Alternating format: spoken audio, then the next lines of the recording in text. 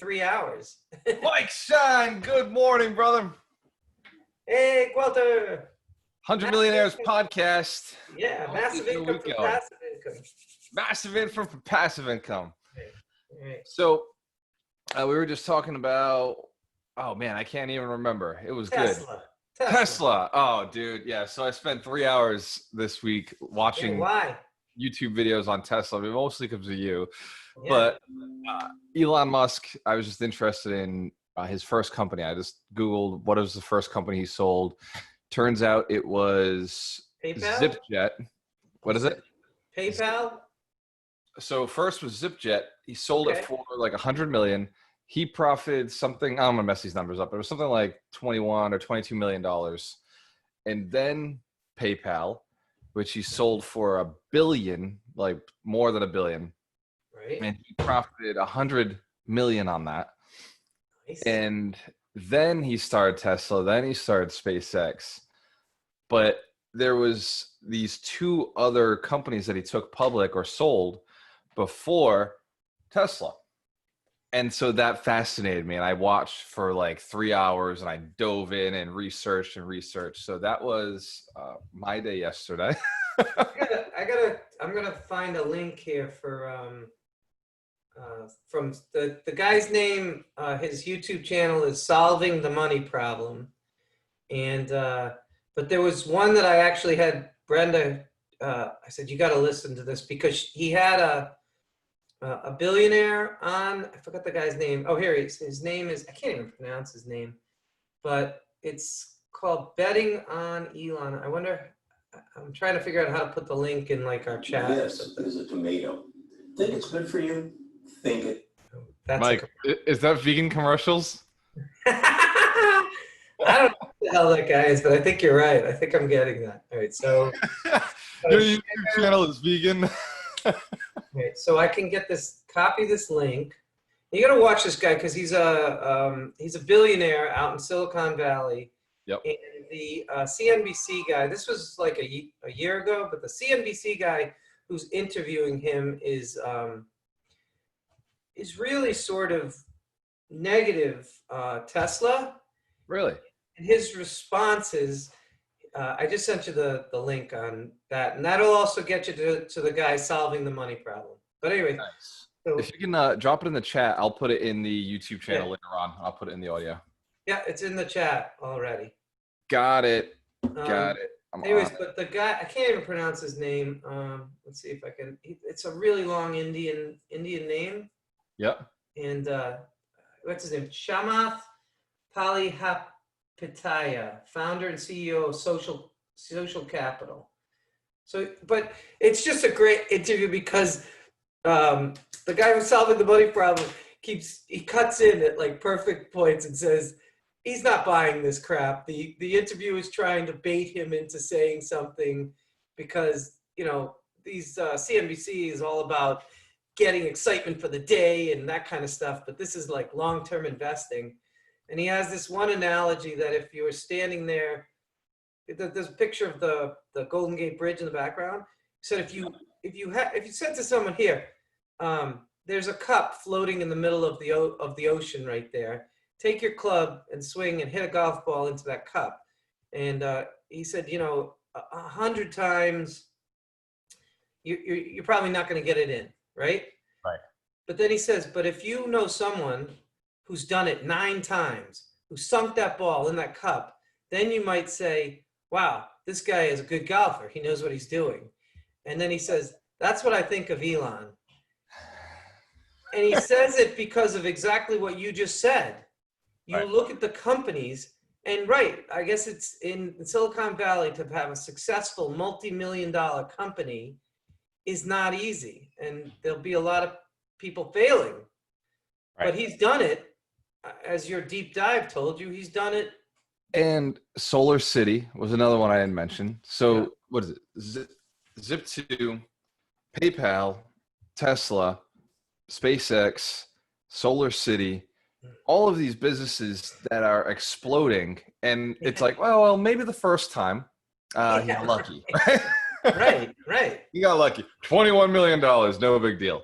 Yeah. Now, the second time $100 million.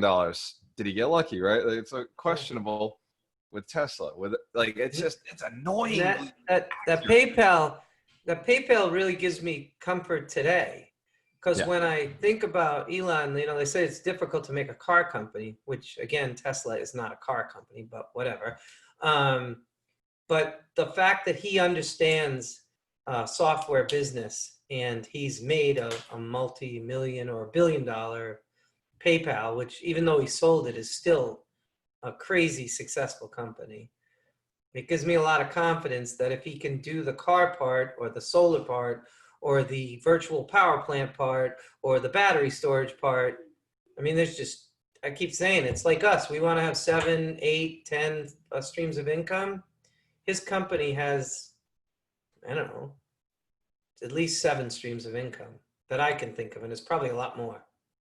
Exactly. And there's, like you said, there's probably a lot more, but they're all tied into the same mission, which is nuts, man. Like, die on Mars, right? Like, he talks about it all the time in these interviews, and I'm listening. I'm like, dude, like, it makes me think I want to die on Mars too. Yeah, yeah, right? I got nothing better to do. And we're playing so small. Right? The That's what alternative makes is me what think. everybody else is doing. Like, my whole family's got this plan where they're going to die in this, like, they're going to be buried in the cemetery. And I'm like, nah, that's cool. Like, that's way cooler. Yeah. If you could make it there and colonize Mars, how cool would that be? Right. Like, and all we want to do is a 10,000 unit REIT. Small stuff. Yeah, small stuff. We should be buying and selling buildings on Mars. Yeah, right. Right? Like, buy the plots now. Yeah, right. It's cheap. Yeah, and like, build out the space housing, right? So we've already got this understanding of housing. We just know how do we do it in space. We need like a space plumber. Yeah, I mean, gravity will be different. Right, exactly. That might be a good thing, right? The water flow is easier. I don't even know how it would operate out there, right? So it would be different. Plumbing, not my thing. Yeah. Although I do know a lot about plumbing. So Mike, you were mentioning the golf club, like being able to hit it in there. You're right. There are some things, and this is why I dove so deep into Elon. I've done it before with Warren Buffett, with Trump, with who's the other one? Amazon, Bezos. And I've deep dived into these guys' lives and seen Andrew Carnegie. I have him on my wall because it's important to recognize how unique not only the person must have been, but their mission must have been in order to get to that level. And they don't get more unique than what Elon is doing right now. Right? He's looking to create. And so he's able to inspire. And here's what I thought was fascinating. Last night I was at a cigar shop called Hale and Harbor in East Greenwich. So I was out in your Hill and Harbor. I know Hill and Harbor. Hill and Harbor. Yes. I was out in your neck of the woods, and my phone must have been off because I didn't. This was I met up with a couple of my buddies, one being the ex-mayor of Fall River, and so whenever I'm out with him, I'm like no social media posts. I keep it cool, and he was mentioning the importance of colonizing other planets, and I know that came from Elon Musk. Like this, I can almost guarantee you that conversation was started because we're talking about Tesla on some level, and so it's infectious and infecting all sorts of parts of society. There's another guy that I listen to on Bigger Pockets, just as regular investors. Yeah, and I don't think that David Green and Brandon Turner could comprehend it, because whoever the guy was, his goal was similar. I forgot exactly what it was, but I think it was being on Mars or doing something like that. It's definitely in the last like 25 episodes. I'll try to find it, but and that was his goal. And I had heard that before I heard you tell me that Elon wants to die on Mars. And I just was like, wow, just what I said to you. I said, wow, we are playing small, because there are people out there that have big, big goals. It's like, really? That's your goal? Right. And it makes you think like, man, like, why don't we do something bigger? And I thought, no, I still think that our goal's big and it's attainable. But I think that one of the pieces is that it is attainable. I think it is possible to build 100 millionaires who build 100 millionaires and keep going and growing. Right. And so that's one of the pieces that it's just, I think it's a stretch, right? It's just out there where, you have to be a better, bigger person in order to get there. Yeah. But it's possible, right? Like if, you and I have become millionaires, some of the other people around us, we know dozens of millionaires. Between the two of us, we can probably list dozens of millionaires. Would you say mine was a lazy 10? Yeah, a lazy 10, right? How many millionaires do you know? 10. I forgot what you called it. Yeah, a lazy 10. All right. I'm sure it's far more than that because I know mine is far more than that. Right. And probably in the last 90 days, I've probably talked to 50. In the last 90 days, I've probably had conversations with 50 millionaires. And I know for sure that there's way more than that because, we only talk numbers occasionally. Not everybody's, just throwing out their numbers. So there's more millionaires than ever in the history of time, right? In this country alone, there's like 18 million millionaires. No, is it 18 million? Something like that. I'm going to look it up. How many millionaires in America right now? How many millionaires? By the way, I put the guy's name, the billionaire investor, in it. That. I can't even remotely pronounce that. But there's this great scene. I have a lot of problem with the Tesla shorts, because they're so cocky and they're always putting it down. And he has this whole, I don't want to call it a rant because that would make him sound out of control. Yeah. But he just basically slams them in such a way that it's just so perfect that when they come back to the podcast, he's like, I couldn't have said it better myself. So it's fun to watch, and it's good. There's another one, I gotta find it. It's also solving the money problem that he also talks about Tesla and why, because people are asking him, like they ask a lot of podcasters I listen to, or YouTubers I listen to, is 1,000 too high to buy the stock? And so they're 18.6 million, not dollars, people, millionaires. Well, I do everything in dollars. So 18.6 million millionaires in the United States as of right now. That was actually 2019 numbers. Gotcha. And so we are in the United States, 40% of the world's total of millionaires. So we have the highest concentration of millionaires here in the country. And that helps because it's probably a part of the fact that the dollar is the strongest currency currently, and will probably continue to be so in the future thanks to the milkshake theory. Yeah, can you go over that quickly? Because I tried to watch it and I didn't watch it, but you keep referring to it, so I just need. I'm sure there are people listening who. Okay, so I'm going to butcher it. Let me say I'm going to butcher the hell out of it, but say so.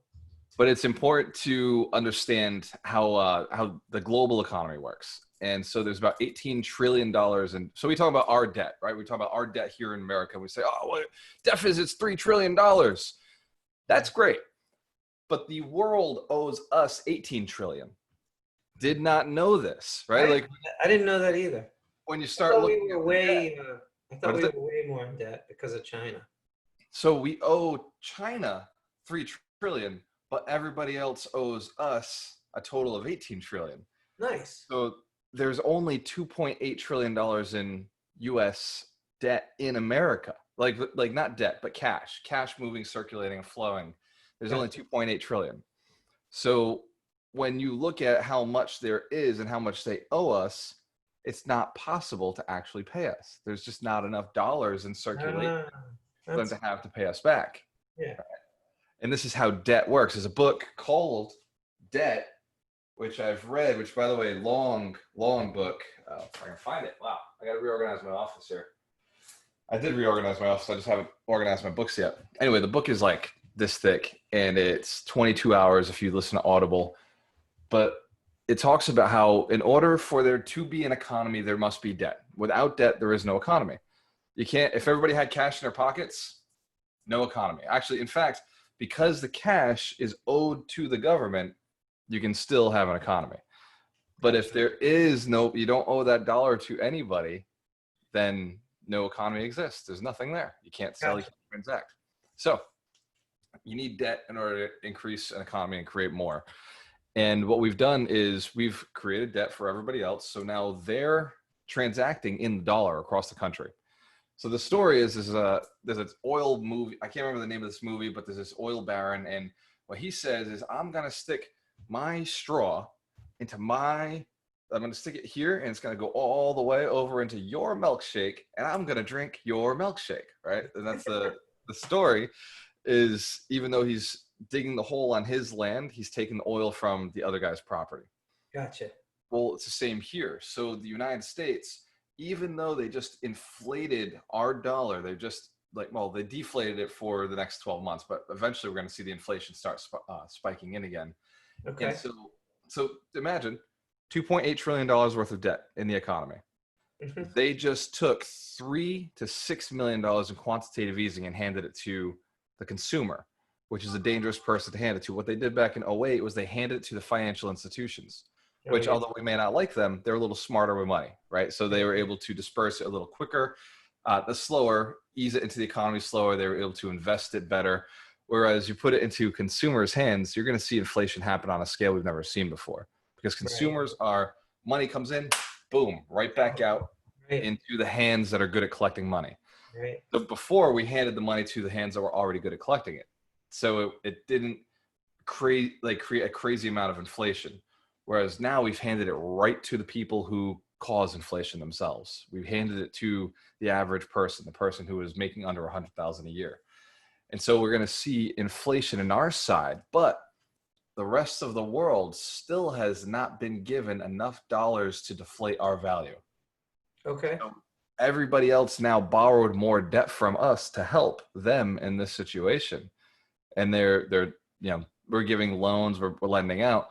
So even though our dollar here in America will go down in value, it's going to experience some serious inflation. Right. The rest of the world is going to experience worse inflation. And so eventually our currency, they'll owe us.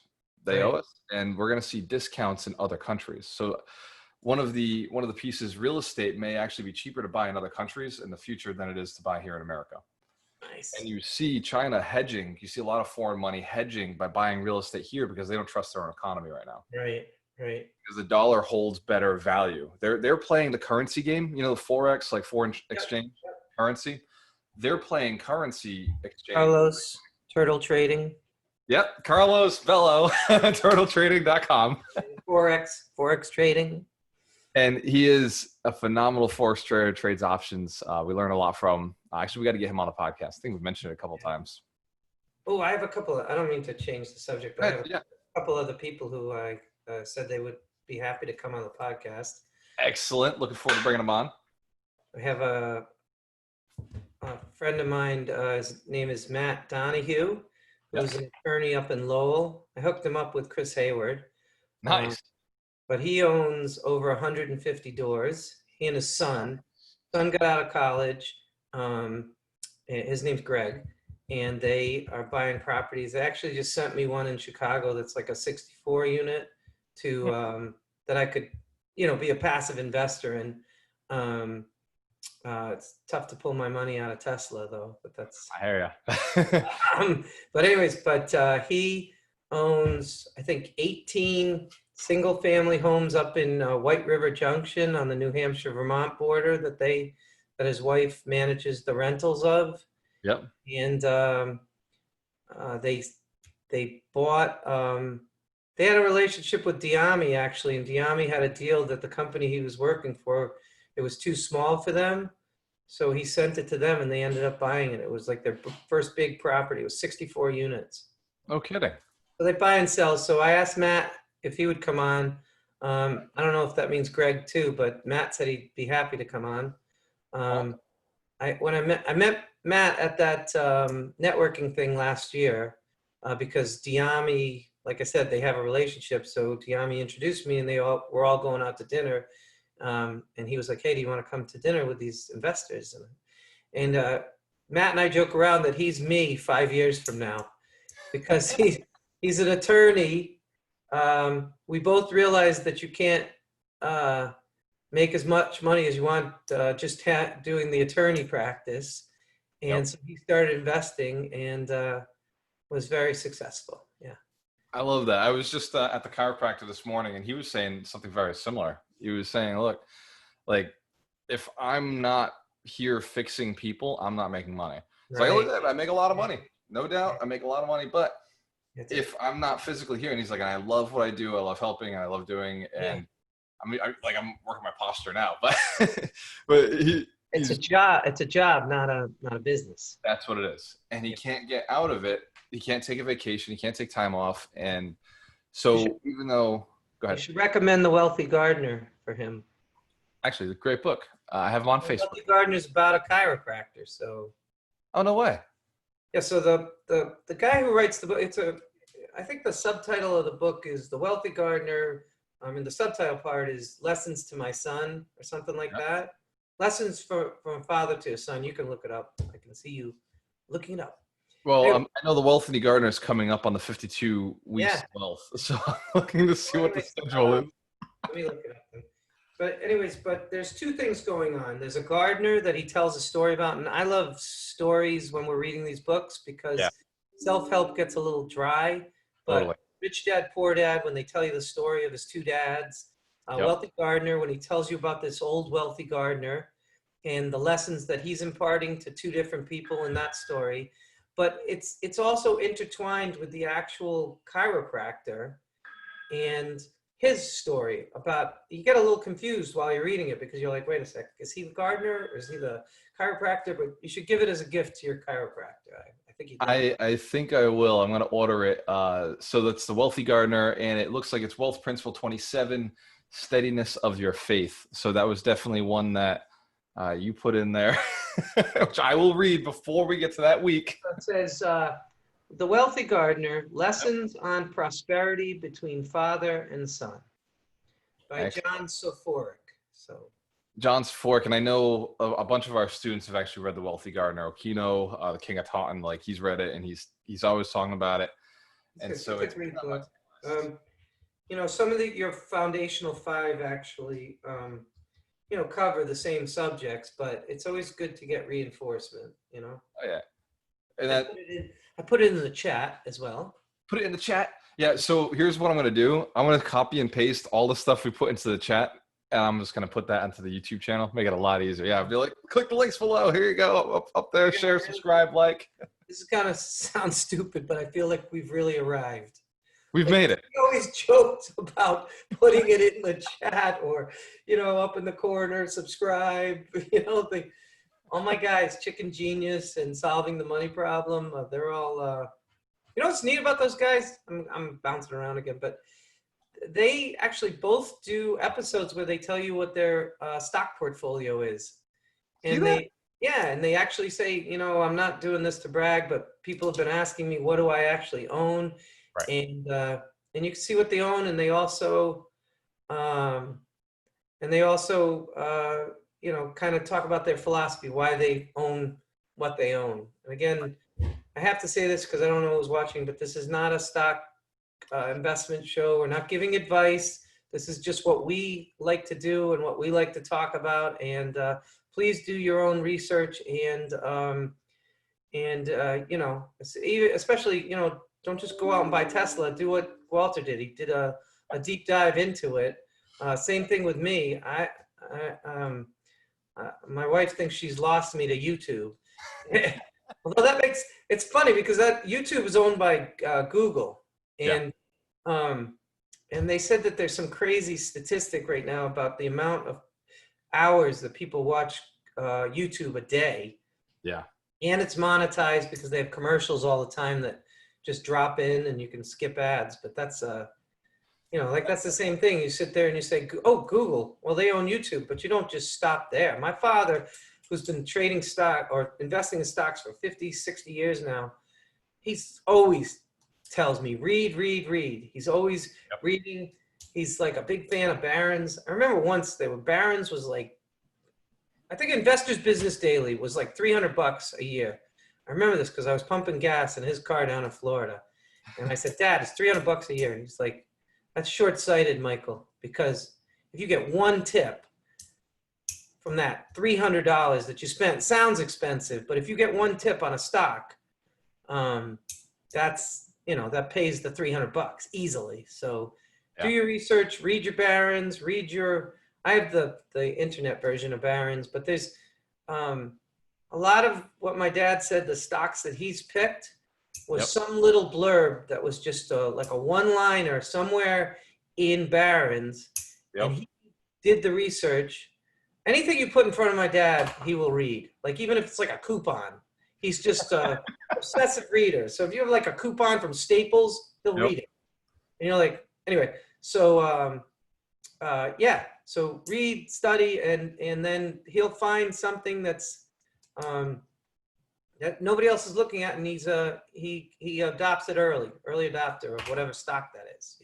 Yeah, and he's diversified where he's throwing enough out there, because even Carlos says that every 20 is a hit. So you're doing a lot of this, and you finally find one after 20.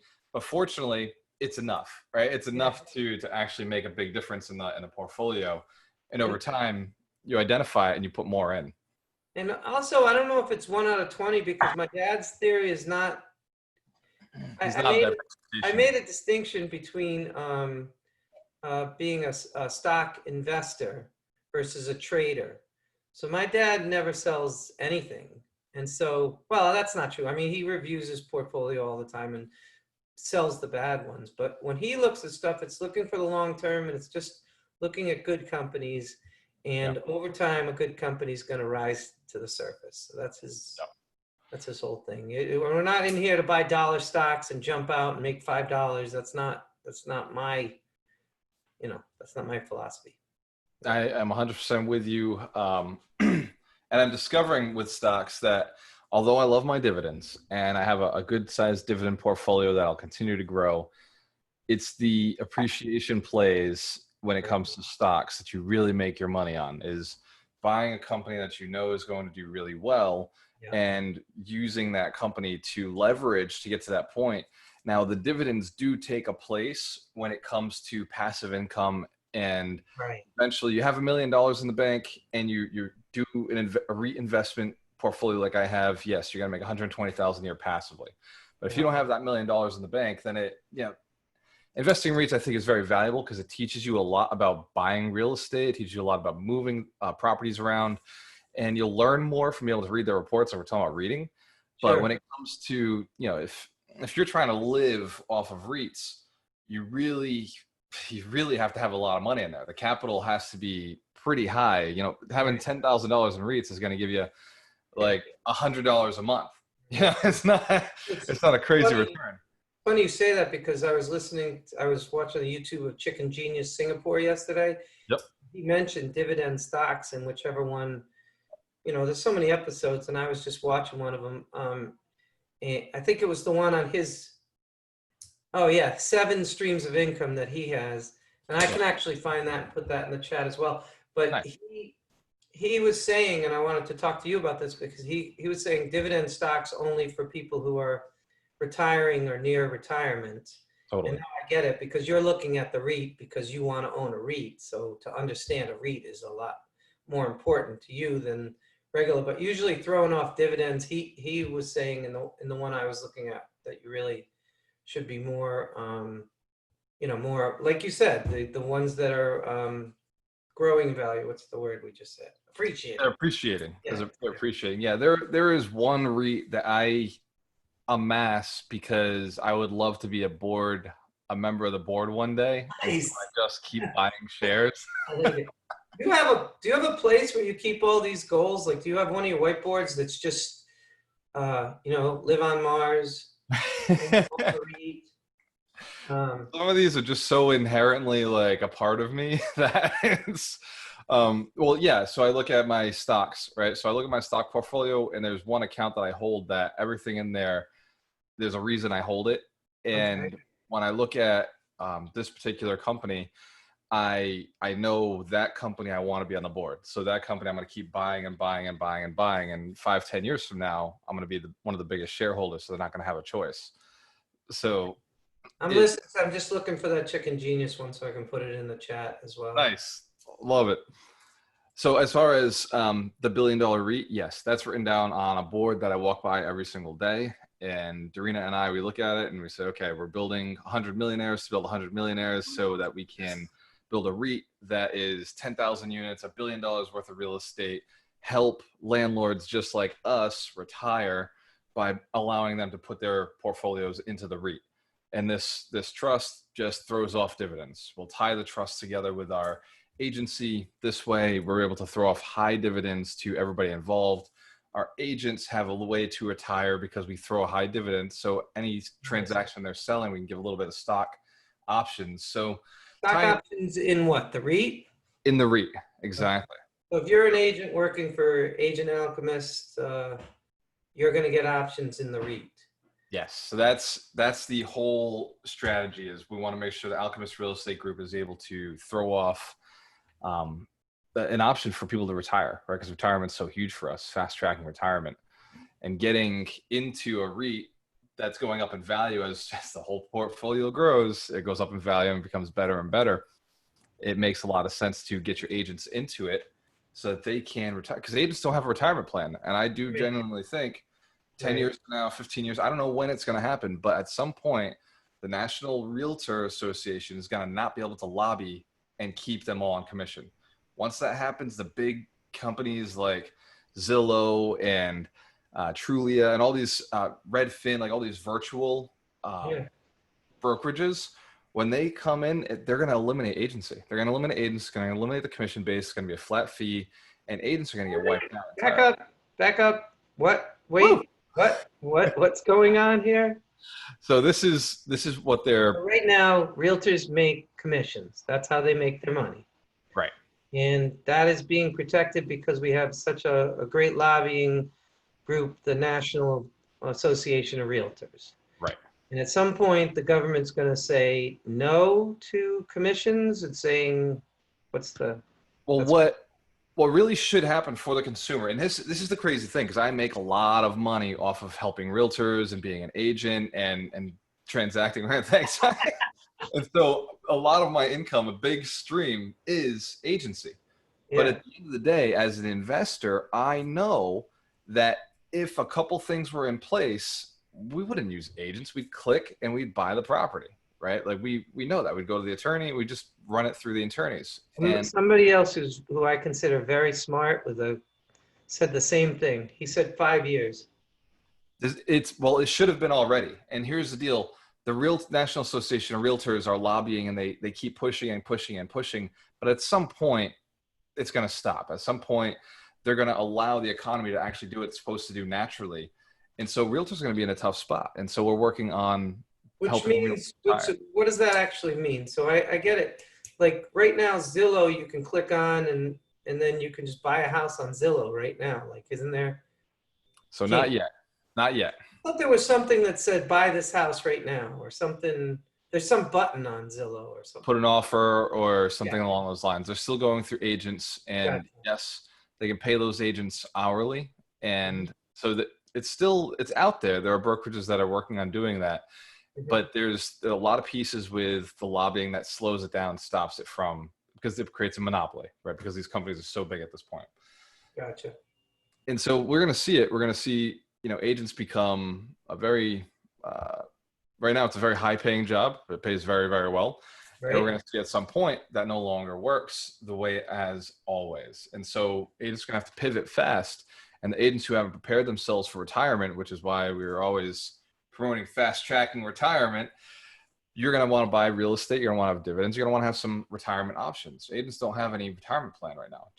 Will there still be use for an agent at all or not? Of course. Yeah. It's just like when I owned the wedding invitation company, right? When invitations were going out through Facebook and people were, eventbrating their weddings, and they were texting their friends, hey, we're coming to the wedding, and emailing. There was a point where we were like, oh shoot, like this is a paper-based company. Everybody's going virtual, getting away from paper. We're going to be in trouble. And sales went up.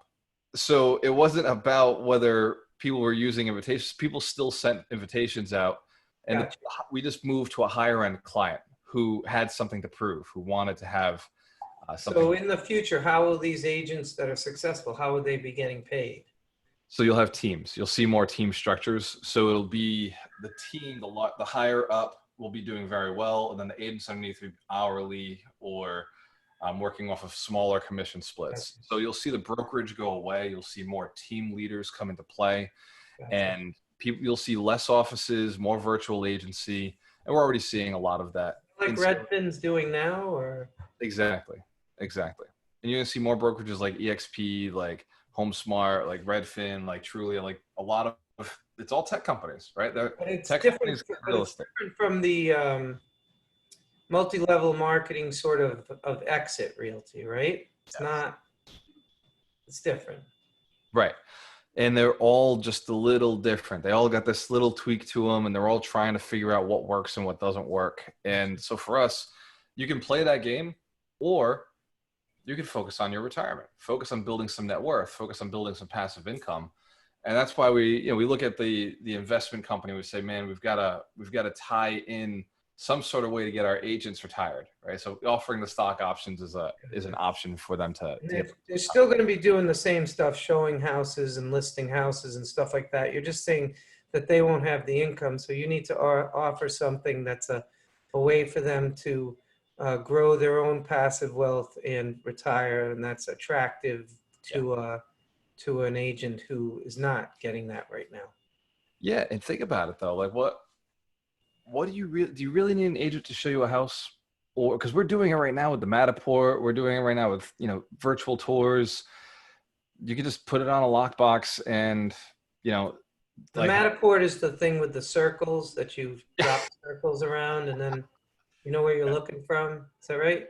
Yep. So the Matterport is a camera that sits down, and it takes a 360 view of the entire room from one section, then you move it around a couple times throughout the room.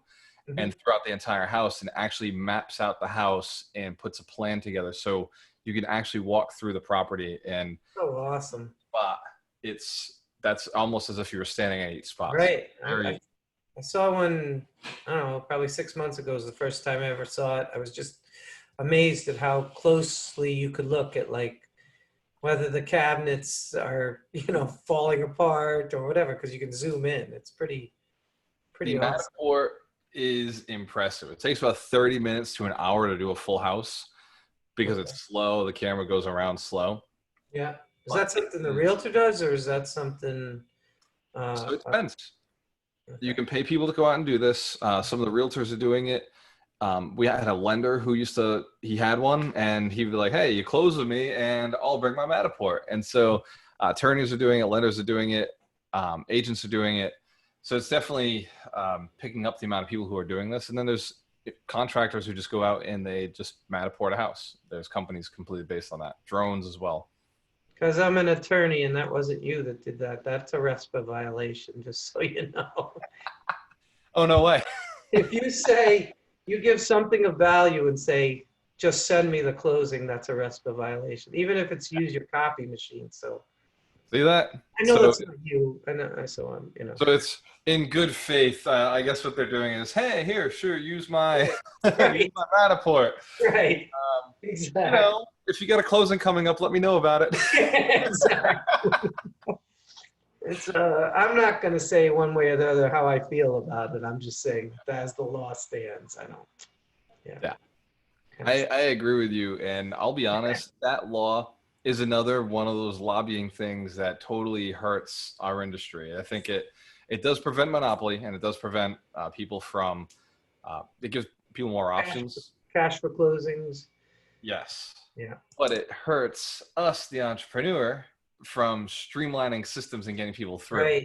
Right. Because you just want to have your one lender, one attorney. Like you were saying, I forgot what we were on, but you were talking about the place you used to work for. Uh-huh. What was that called again? The real estate agency? Keller Williams or Remax or no, the one up in Boston. Cameron. Cameron. Because you said that he had his private lender, attorney, everything was just vertical, streamlined. Yeah. It's just one team. He gets it, reviews, says yes. From that point, he doesn't have to see it anymore because everybody's trained. They know exactly how these transactions go. I love that. I mean, I'm not talking about RESPA. I'm just saying I love the the fact that someone can get a deal in and then he never has to see it again. I hear that a lot on Bigger Pockets with systems. Just that, like the big companies in these places like St. Louis or whatever, they get it in, he has a team and he never sees it again. Yeah. And it's kind of like you said, I don't even go to the house. I've got people out there that know exactly what I'm looking for. I take one look maybe on a Matterport and that's it. And it's off to the races. It's awesome. If I'm at a house, it's for social media. If I'm at a house, it's just to create content, let our students know what's going on. Like, right. But for the most part, it is. It's not to cut the grass. No. Dude, honestly, like, I don't even know if I could get a lawnmower working at this point. Like, I was really good at it. But my dad actually has my rider mower from one of my houses. I was at his house this Father's Day, and I saw it. I looked at the rider mower, and I was like, Dad, it still works? And he said, yes, I'm working great. Thank you so much. Yeah. Thank you, Dad. I got one in my shed that's just taking up space in my shed. The day I gave him that lawnmower was the day I was done. We actually just bought one a few weeks ago before I convinced Brenda that we're not doing this again. And you were part of it because I said, Gualter says he hasn't mowed in 4 years. Can we cut the crap? And thankfully, we're blessed. We have like 5 properties now. So it's a little overwhelming for Brenda to go out and mow, which is what she wanted to do. Right. But I will say we bought this mower called an Ego. Yep. And the Tesla this is me. It's the Tesla of lawnmowers. And it's so amazing. Self-driving lawnmower?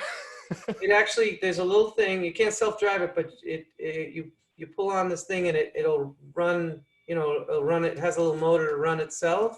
Yep. But it has a little battery, and the battery lasts for like an hour, and then you put it in the charger. And I was saying, Brenda, if you really want, I'll get 2 batteries so you can exchange one if you don't want to stop. But it's so quiet. One of the things I hate about lawnmowers is even in my neighborhood, I just don't like the noise. Yeah. So, yeah, the Ego, it's pretty cool. So I love that. Ego, look at it. Ego. Put that in the link. We've got to get an affiliate link for that. And they have also Weed Whacker Ego and, a blower, leaf blower, and they're all electric instead. And not with a plug. That was the thing. I used to have one with like the plug, and you'd have to do like 150 feet of extension cords. So yeah, I had that too. Extension cords tied together. I learned the dot where you get it. Exactly. And you feel so cool. You plug it in. You're like, no, this isn't gonna pull apart. This ain't going nowhere. Yeah, I am not. That is not me at all. No, dude. Like, I don't miss anything about cutting the grass or weed whacking. Yeah, right. Like, none of that. Or even setting up. We have an above ground pool, and I said to Brenda, I said, can we just pay the guy? It's like $175 and then it's ready for the summer and I know it's ready. She's like, what a waste. I said, fine, I'll do it. So I take them. It's not complicated. It's the little motor, you hook it up, you put the hoses on, you put the clamps on, do the whole thing. But I was like putting in the place where the water flows out, which is also a light. And I was using a screwdriver and I missed the screw and I ripped the liner just by that thing. But I didn't know that. So that was a $500 visit from the pool company. And so at that point, Brenda's like, yeah, you're right. We don't need to do this anymore. Just have somebody come and do it. Having said that, this year I did it myself. I don't know. I was bored on a Saturday, put it together in the pool. Yeah. Looked awesome. So yeah. Great job. The pool did look awesome. Yeah. Oh yeah, right. You guys, nobody went in. No. But by the way, we're thinking the next, rather than a barbecue next time. Yep. I think we're gonna get like sushi from this place near us that they do all sorts of rolls, and they have lots of vegan rolls and vegan like a California roll, right? And vegan like udon noodles and stuff like that. And so we want to do that by the end of the summer. So hopefully we can get the whole crew down again. If that's we'll get the crew even bigger. So the 100 Millionaires are growing.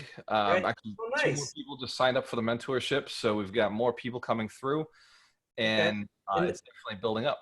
Yeah. So I had a thought, because people do graduate from the program, and some of the people who graduate do not necessarily keep going, or they whatever. But I thought that maybe that barbecue or whatever Yeah. vegan thing could be a graduation party. I like that. And we could have like certificates. Brenda was saying that. Was Gualter going to hand out certificates? And I'm like, yeah, why not? Right.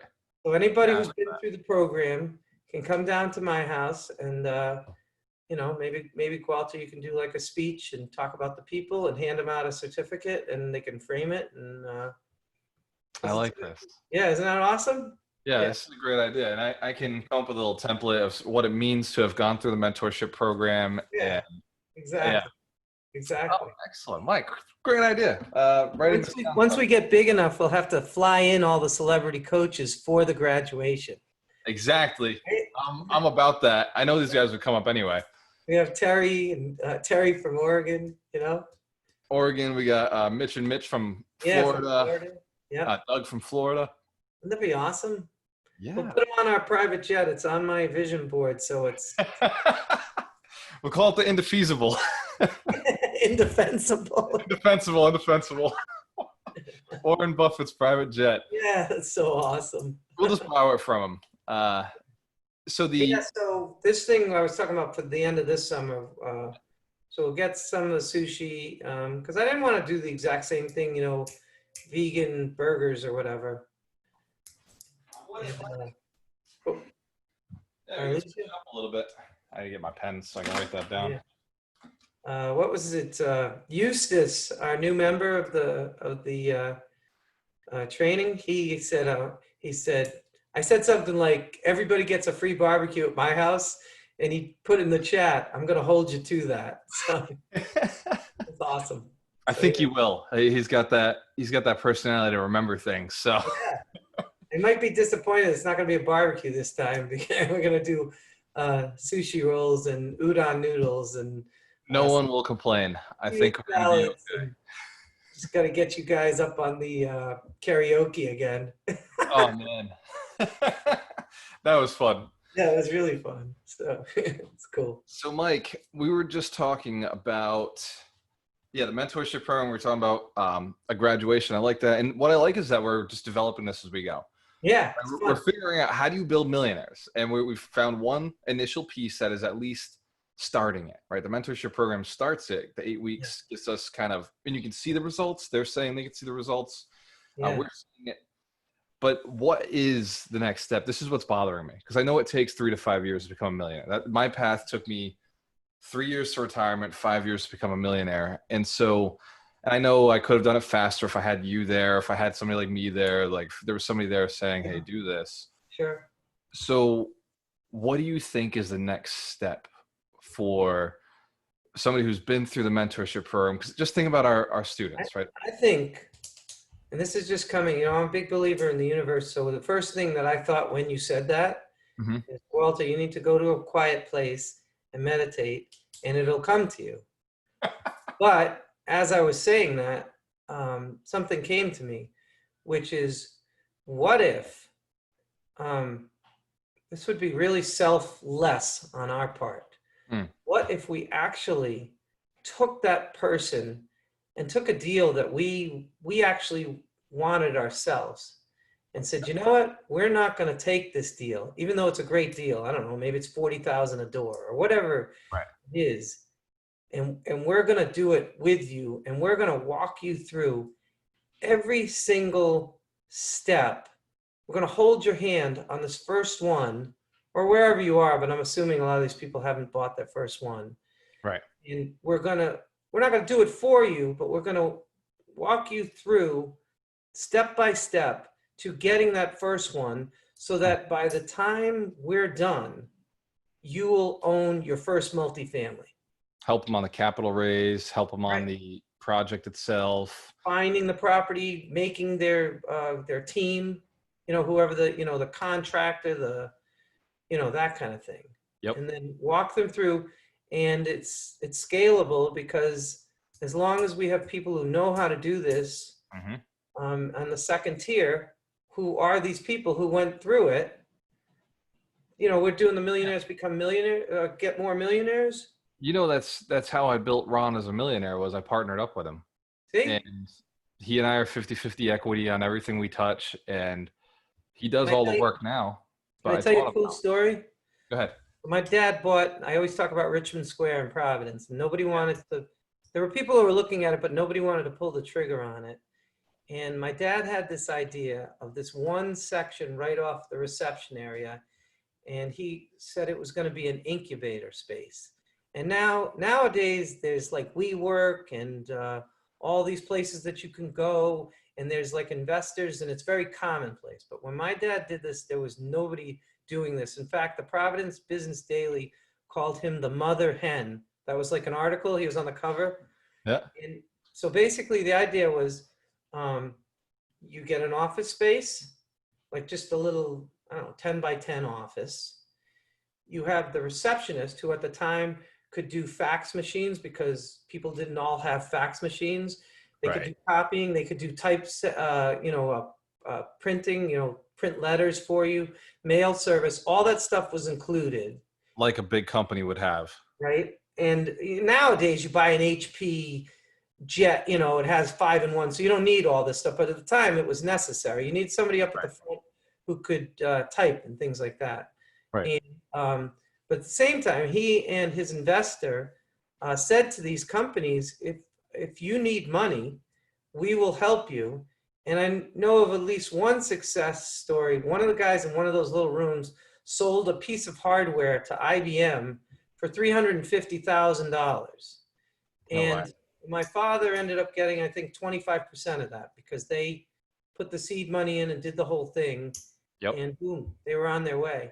And if you go to Richmond Square now, there are those small offices, but they don't do any of that stuff now because at a certain point, it made more sense just to rent out the spaces. There wasn't a need for doing that type of thing, but it was really groundbreaking. And if we can hold people's hands, like my dad was, with these technicians, he was holding their hand on the money part. And so we could do this same thing.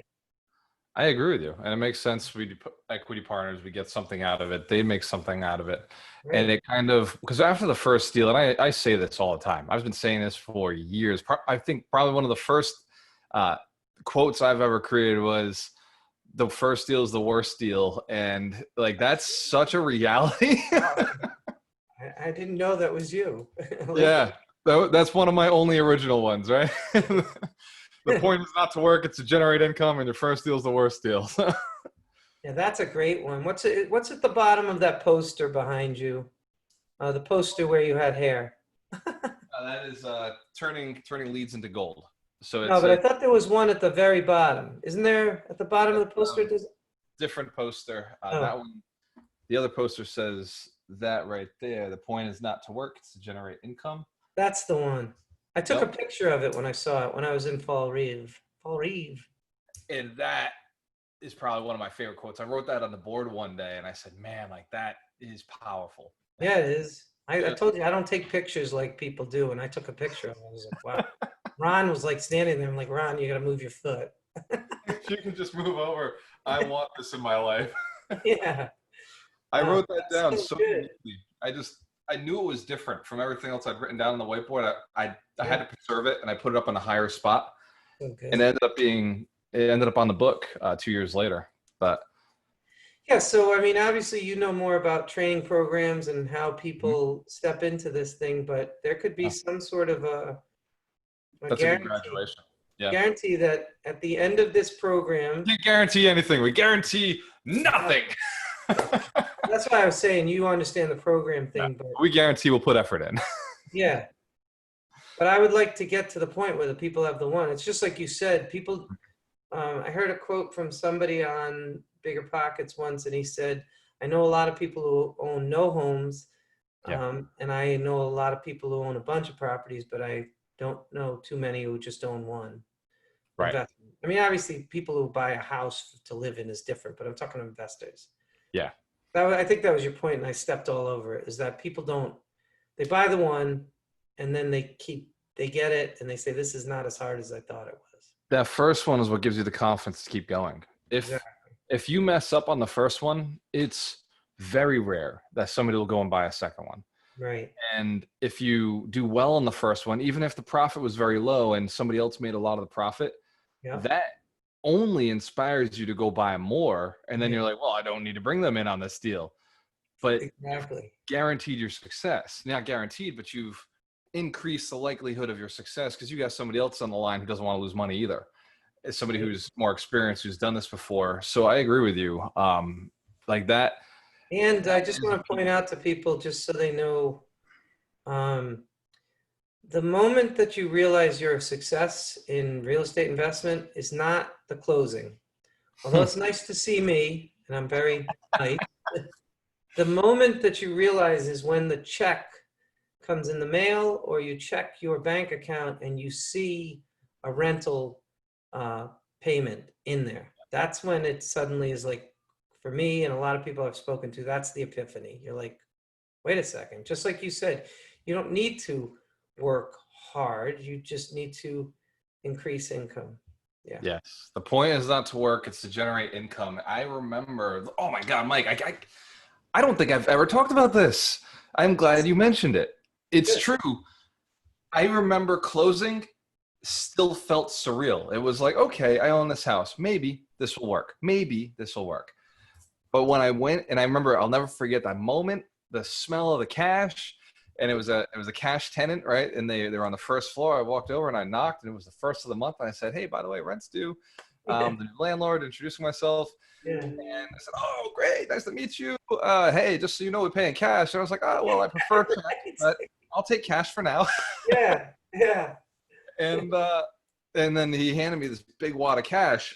And I remember I was such a rookie that I stood right there and I said, well, let me count this out. I counted it all out right in front of him. I could have texted him like, hey, by the way, you're missing a check. But I instead, counted it all out right in front of him. That's funny. I was like, there's $750 cash in my hand. Nobody's ever handed me $750 cash. Yeah. I still had another tenant to go. And I'll never forget that feeling of being like, man, like, awesome. This is the coolest thing I've ever done. Yeah. It's awesome. Yeah. And one of the things I love about Brenda is that we have tenants and she sees them and they're working hard to pay the rent and that kind of stuff. Yeah. And her first instinct is to talk to them about becoming landlords. Yeah.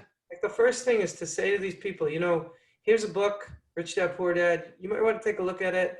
And it's great to have you as a tenant, but you're a couple and you could be owning your own 3-family. I just think that that's awesome. It's kind of the same thing we're doing with 100 Millionaires. It's like, it's a way to give back from your heart, to say, sure, we could make money off of you, but what we would rather do is get you to a point where you're independently wealthy. You're doing your own thing so that you're not. Oh, I want to thank you. So the book of the week for the Saturday morning thing is Crushing It. Oh, Crushing nice. It by Gary Vee, which I've never read Crush It, but that's okay. It's okay. But I've listened to the first chapter of Crushing It, and oh my God, it's so good. It's so good. It's really inspiring. It's I know Gary Vee gets kind of a reputation, but boy, he was just talking about loving your job, like making the same money. Like it's funny, he even mentioned a lawyer. He's like, people, the kid might come up and say, I want to be a YouTuber. And he's like, and they probably say, no, that's not a real job. Go be a lawyer. And then they end up being a lawyer. He said being a lawyer.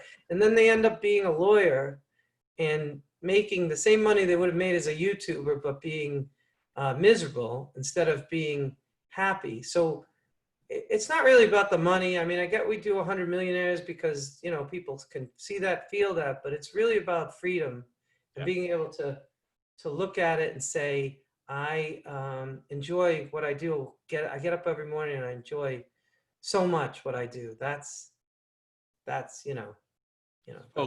spoken from the holistic attorney who's all about massive passive income. I worked at a firm the firm I worked for in California was billable hours and stuck in a little room. And I just thought that that's what an attorney does. And I didn't see what I do now, which I love my job now and I love my freedom now.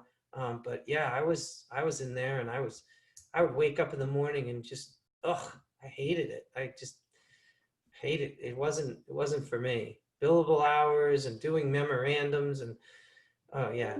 So if we can help people get to that point where they don't have to be chained to a desk that they don't want to be chained to, you know? Yep. There might be someone who likes doing that kind of law. I'm not saying don't do that, but I'm saying if we can help people who are in like a job that they don't like and they want to get to the next level, that'd be awesome. Yeah. I agree. And that's what this is all about. Building 100 millionaires gives you options. When you have $100 million, when you have $1 million in your bank, you have $1 million worth of real estate. That's my goal. Same here, right? Like that's one of the steps. Yeah. And then it gives you freedom. It gives you options to shift careers, shift to whatever you want to do that you'll enjoy. You don't want to retire, right? Truly retiring doing nothing is dangerous. Yeah. I know, but there might be someone who wants to go live in Tahiti and just put together straw hats on a beach and sell them for $5 and just know surfing lessons for a life, right? Yeah, for a living. Exactly. Yeah. But when you got it, you can. Yeah. People can't do it right now. No. You know? And that's when Ron asked me what I would do when all this building businesses is done. Yeah. And when we've made the $1 billion, what are you going to do then? To build another business? Like, I don't know what to do with my life, bro. Like, I enjoy this so much. I enjoy finding a problem, solving the problem for more people and getting a pat on the back for solving the problem. Like that's what I do. I get a lot of already, I already get a lot of joy out of helping the people who are in the group, even if it's like a quick answer to a question or whatever. It's awesome.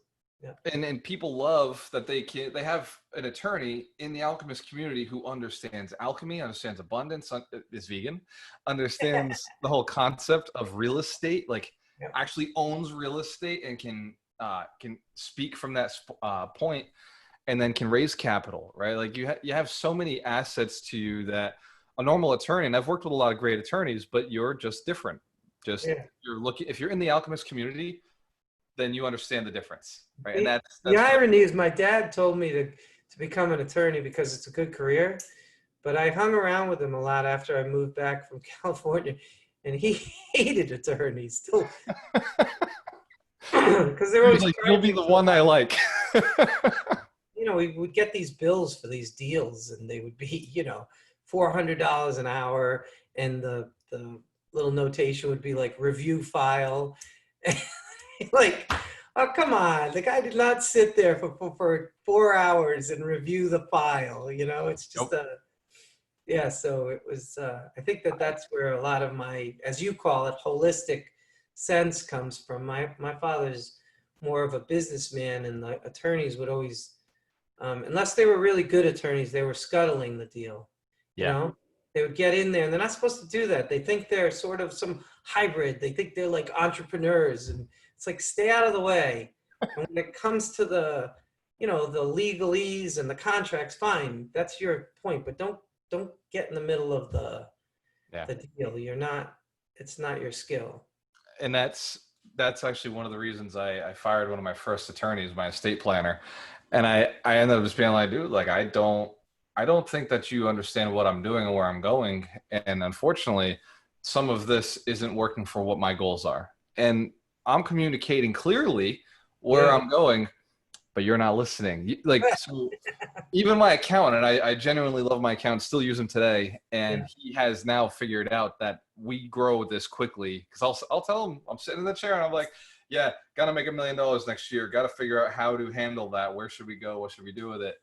And he's like, oh, well, we'll handle it when we get there. It was $250,000. So I went from making 100,000 that year, 17,000 the year before. Then I made the 100. And he's like, wow, you really did good this year. The next year, I told him, I was like, look, I'm doing even better. Like, it's gonna get crazy. Made $250,000 the next year, and he's like, wow, you really did good this year. And I was like, so 2 years ago, I was like, dude, like, it's about to go down. It's about to get real crazy. How do we fix this? Yeah. In that first year of making 400,000, he was just like, you really could have done this better, right? Like, had you managed this a little differently, earned it a little differently, you would have paid less. Yeah. And I owed a lot of money in tax, but he still did a great job. But I owed a lot of money in taxes that year. And then my account was the same way. Yeah. You and Brenda had a busy year. And I'm like, we're scaling. We're going bigger. Yeah. And you don't know how to warn them, right? Like, because you don't really quite know what you're going to do throughout the year. Yeah. But it's not going to be like last year. It's going to be more. Exactly. That's awesome. Yeah, we could do a whole episode just on tax planning. We could do episodes on tax planning and prep and how different dollar income streams are taxed.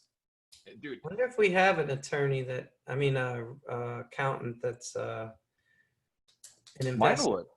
Okay. Well, he's looking at investing. He hasn't purchased yet. He actually just got his real estate license. But he works with a lot of investors, right? He obviously works with us. Yeah. I could pitch it to him, see if he wants to come on. I know he's busy right now, tax season, but and the whole COVID tax season just became like the biggest tax season I've ever seen. Yeah. All the extensions. But I can pitch that would be really cool. That would be cool to have him on. I know like Bigger Pockets, they have some woman who's written 2 different books on tax. Yeah. I hate calling them loopholes because that sort of has a pejorative definition to it. But they're so good, I know. I got it right here. There's one. Oh no, I don't have it. Okay. Well, it's gonna bother me. I gotta go through this. But there's Rich Dad Poor Dad also put out a tax loophole. Right. Yep, I own that one too. Yep, it's good. But yeah, I think that getting back to just about the you call me a holistic attorney because I don't necessarily want to be an attorney. I mean, I watched my dad. My dad was a real estate investor and a private lender and a developer. And that sounds exciting to me. I love helping first-time home buyers and people buying houses. That part is rewarding, but I would rather be doing the like when we say the REIT, I want to be involved in that because that's growing something huge, and that's where I want to be. I don't necessarily want 10 years from now to be saying sign date, sign date, sign date. Right. And the work still needs to get done, and so you're bringing other partners in. You're making sure that other people are getting the service that you've always provided. But at some point, you got to do something higher level, which the REIT really, it reaches that for you. And it's the same for me. Yeah. I can't go on property. Like, I can't go into a property and listen to a client and be like, well, what do you want? Like, I love it. Like, yes, if I was in the house, I would absolutely be like, hey, what do you want? What do you like? By the way, check that out. Like, this is how we can finance this. Yes. Let's close this house. If I was in the house already, yes, I'd have that conversation. But I can't get myself to the house anymore. Like, I physically can't get myself to pick up the phone and be like, yeah, I'll see you at that property. It just don't happen. I think that Gary Keller and The One Thing and a lot of the other books have kind of pushed me, and I'm sure it's you as well, to a higher level where you realize that there was one guy, I don't remember on Bigger Pockets, but he, geez, I'm going to get a ton of Bigger Pockets in my email stream after this. It always happens. We were talking about Grant Cardone the other day, and then I got a ton of Grant Cardone. I was looking for T. Harv Ekker's book, The Secrets of the Millionaire Mind. Love that book. I was asking Hannah if Sam had left it because Sam she's on a trip right now, and I did. California, right? Yeah, I said, Hannah, can you bring it over? And then we had a conversation about how Sam took it with her on her trip, and Brenda was going to get me another copy for me. And sure enough, I opened my email, and there's like 7 T. Harv Eker emails coming in about that. Unfortunately, these guys have great systems. Yeah, right? It's awesome. We could learn a thing or two from what they're doing. My follow-up system is terrible. Hey, I'll follow up with you in about a year. Yeah. Wait a sec. What are you supposed to say after that? Terrible for now, or I'm passing it along to somebody who's way better at it than me. That's it. what's your sentence? You know, you're always correcting them. Yes. So I my lead gen system was terrible and now is becoming stupendous. It will be the best, most caring, most concerned, most loving relationship management system ever. And I'll tell you why, because Doreena's running it and she has the heart, right? Yeah. She's got the heart. I may be the brain, but she's got the heart. So yes, Mike, you're absolutely right. 100%. What's, you know, it was cool. I was reading, I was listening to Grant Cardone 10X. Love that book. Because it was the book of the week. Yep. And then I went back because I listened to the Audible, but I also own the book. And it's either chapter 9 or chapter 12. He goes through 10X. It's called 10X goals. Yep. He writes down his goals on like a page and a half.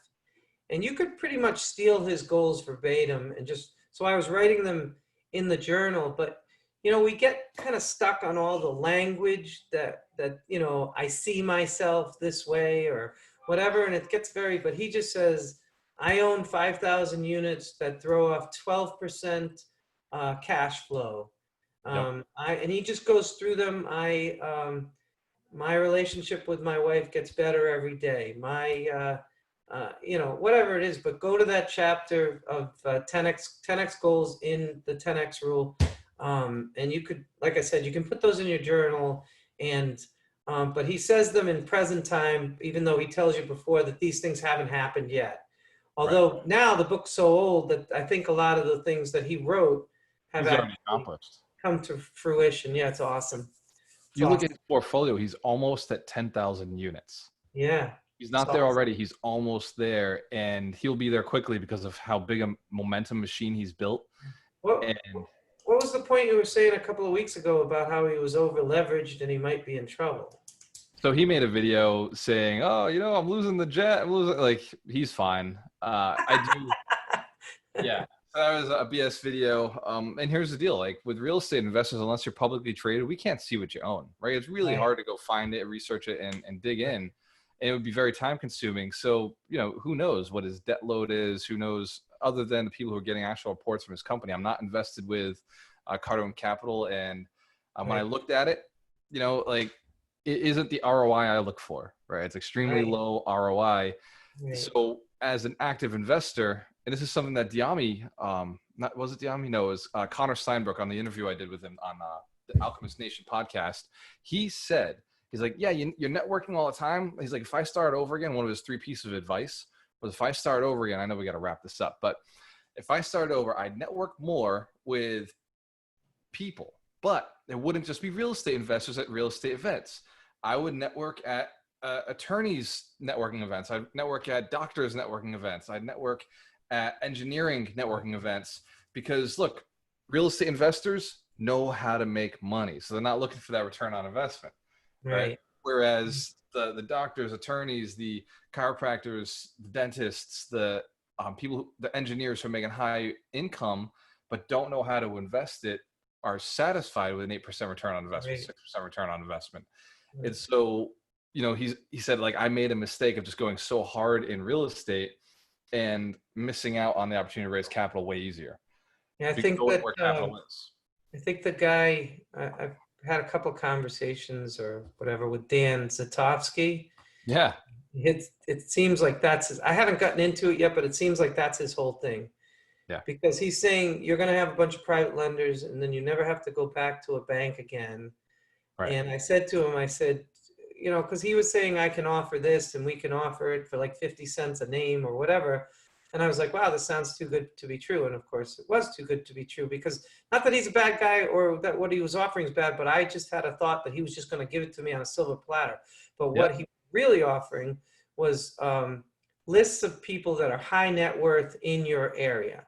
And that's why the cost was so low. But you have to do the lifting, because you have to call them and convince them to do it.